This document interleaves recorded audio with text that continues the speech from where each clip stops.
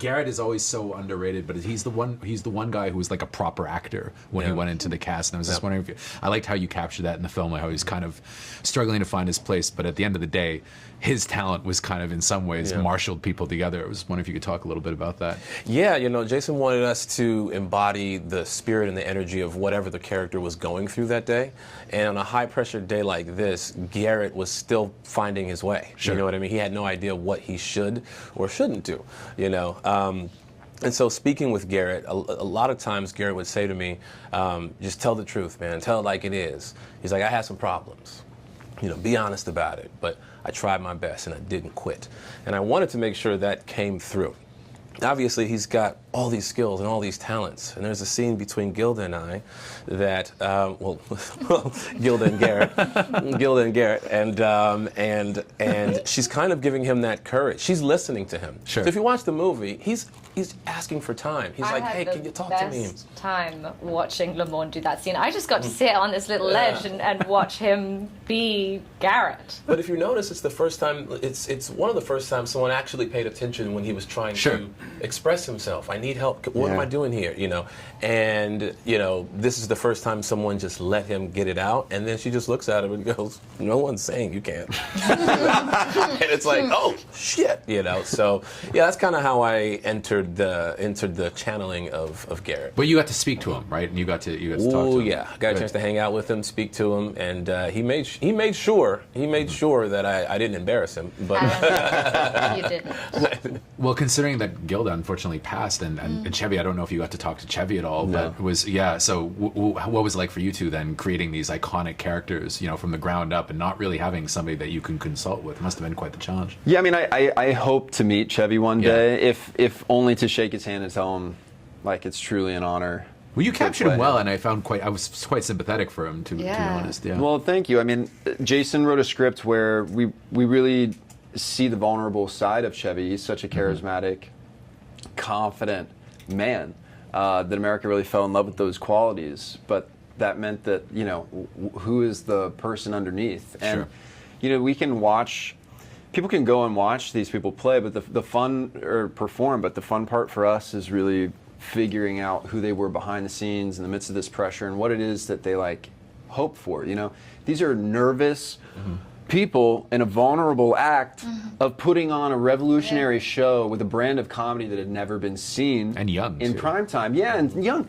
And so this is a big chance, and so there's fear and vulnerability there, and that was the fun part to find and capture for Chevy.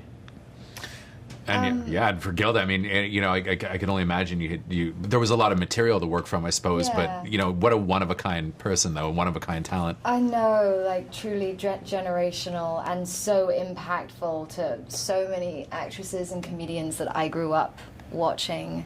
Her voice was very helpful for me, learning how to do her S-lisp and learning about her Detroit bouncing ass sounds. Wow. Totally changed the way that my face moved.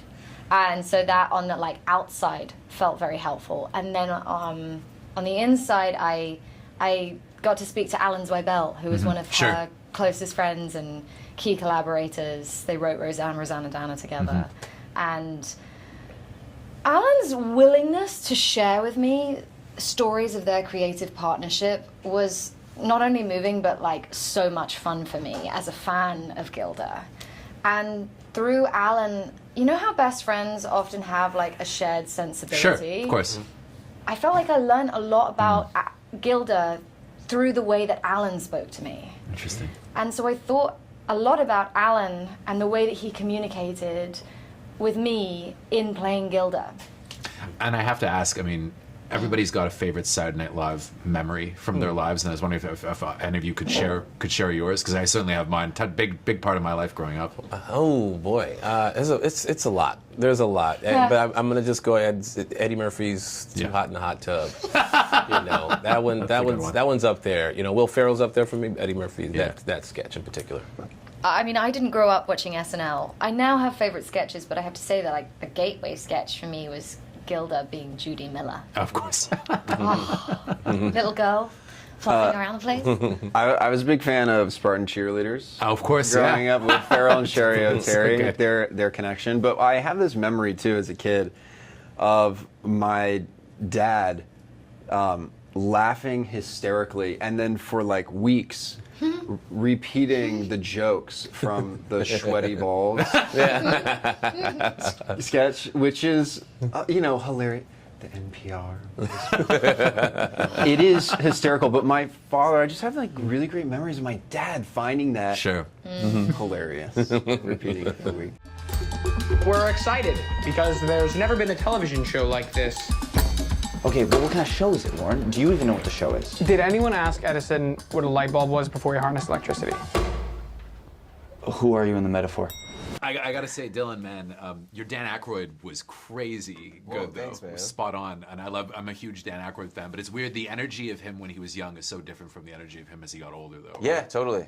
Yeah. I guess I had always been more familiar with him in his older years, I guess, or a little more towards middle 30s, 40s. And I didn't realize how young he was, like, when this started. So it was cool. Like, my mom actually sent me, like, a picture of him that was, like, the first time that I was like, oh, okay, wait, I can look like him, maybe. Like, it was like a really, really like young picture of him at that first season, I think. What was the voice and the mannerisms and the energy, like, you nailed? Like, Sweet, man, thank you, appreciate it. And I gotta say, like, you guys are kind of the heart of the movie, though. Lauren and Rosie, they're kind of the behind the scenes and the kind of the complicated relationship they had. I mean, Rosie Shuster often like kind of underrated in terms of how important she was. Like, I feel like it was so special to play this role because I think like learning about her, talking to her, I was like, first of all, writers in general, nobody appreciates them, and it's like, what would we do Isn't that without the them? truth? It is. It's people they go underappreciated all the time, and I feel like Rosie was such an important part of making SNL like what it is today, and so it was really cool to get to like bring that to the movie and play her. And Gabriel, I mean, I gotta say, you're in like every scene of the movie, though. Like, it was, the shoot must have been crazy for you because the propulsive energy in the film it's really chaotic. And it must have been compared to the Fabelmans, it must have been just a wild shoot. Like, it feels like everything's so tight and like hard to describe. You know, it was a lot calmer than my experience on Really? the Fabelmans. Yeah, I think on the Fabelmans I was just a lot more nervous because I was younger and a lot more new to everything, and I hadn't really done a part that big. I'm surrounded by a lot of people who've done that for a lot longer than I have and are very good at it. They're the best. And so I was nervous, but with this, we had 10-hour days and I got to sleep well every night, and these guys are just so lovely to hang out with, and the cast was so unifying in their experience, and everyone's playing a real person. That's awesome. That's game-changing. You don't feel as isolated and scared, and Jason did such a good job of calming everybody's nerves. So it was a lot. It was actually the most like healthy and like just physically best for my body and mind, the best shoot I've ever had. Near the end of it, I think 2 weeks, in the last 2 weeks of shooting, I definitely was like, oh my God. Gabe had to be there for Never so showed much it. longer than anyone else. So it would be like, sometimes I would have like 2 days of work a week or something. So I would like go in, work, and then be like, yeah, time to go home, take a couple days off. Like every day it would be like Gabe, or like everyone would get wrapped and like, okay, you're wrapped. And Gabe, of course, we need you for 4 more hours. Like that, yeah. I was the Wednesday, Thursday guy, working out 2 days a week. Perfect. I always come in and just check in and see how he was holding up. I gotta ask, Saturday Night Live for me is such an important part of my life. I feel like it's a defining thing when you discover that comedy for the first time. And I was wondering if any of the three of you have a particular Saturday Night Live moment or memory that you want to share with our audience, because we're all huge Saturday Night Live fans on the site.